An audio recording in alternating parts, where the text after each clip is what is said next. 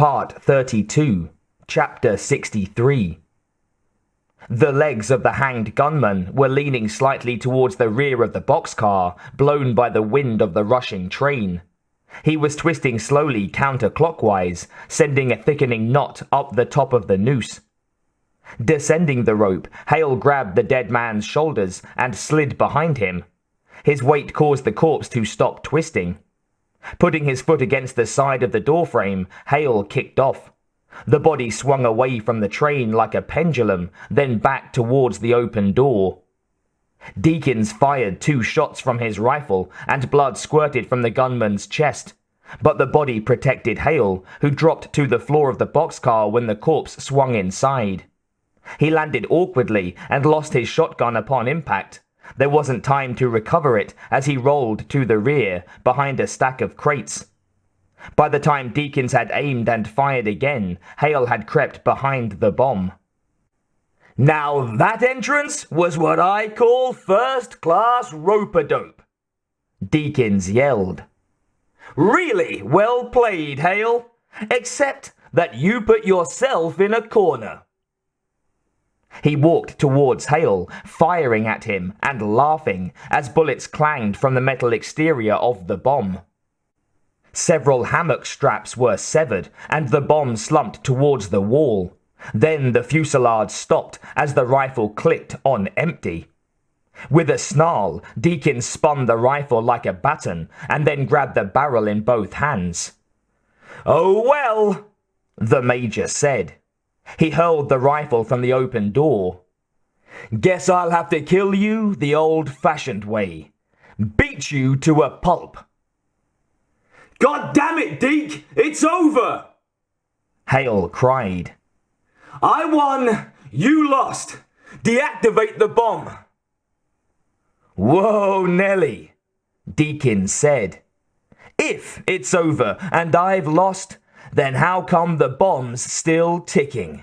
I assume the bitch gave you the code." Deakins stopped walking. "I'll tell you what. Come on out, pard.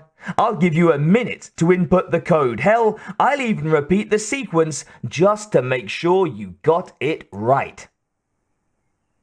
Hale was perspiring heavily. Deakins had something lousy up his sleeve. "Of course," Deakins laughed. "You're gonna need this too."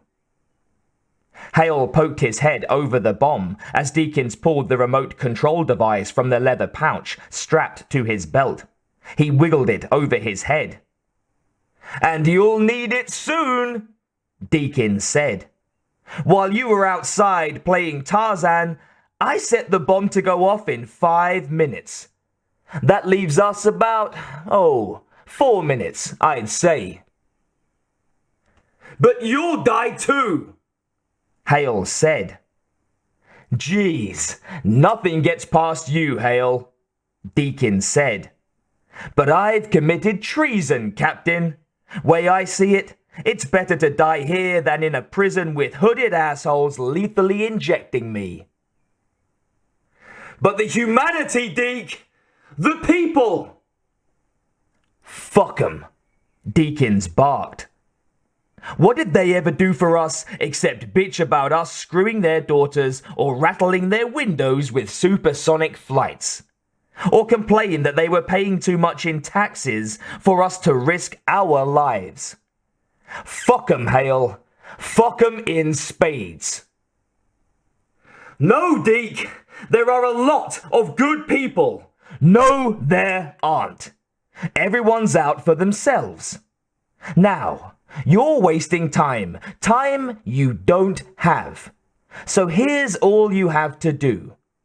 You can enter the code on the nuke keypad or on this remote, but you can only deactivate the bomb with the remote. Hit cancel, enter, and that's it. Of course, you have to get it first." Deakins grinned, crouched, and set the device on the floor of the train. "The $20 I took from you yesterday says you can't." Deakins pulled the money from his pocket and slipped it under the remote. Then he rose and shut the sliding door and locked it. "What say, hero? It's come down to just you and me, bare knuckles. You up to it?" Hale stood. As his eyes adjusted to the dark, he saw Deakins standing about 2 yards behind the remote. The Major was smiling, and his fists were raised, circling each other like tiny moons. "Yeah," Hale said. "I'm ready." He stepped around the swaying bomb and raised his fists. He leaned into his left arm, which was leading. Deakins glanced at the timer on the bomb, and his smile broadened. 3 minutes left. 1 round. Fitting, don't you think? "I think you're scum," Hale said. "That's what I think."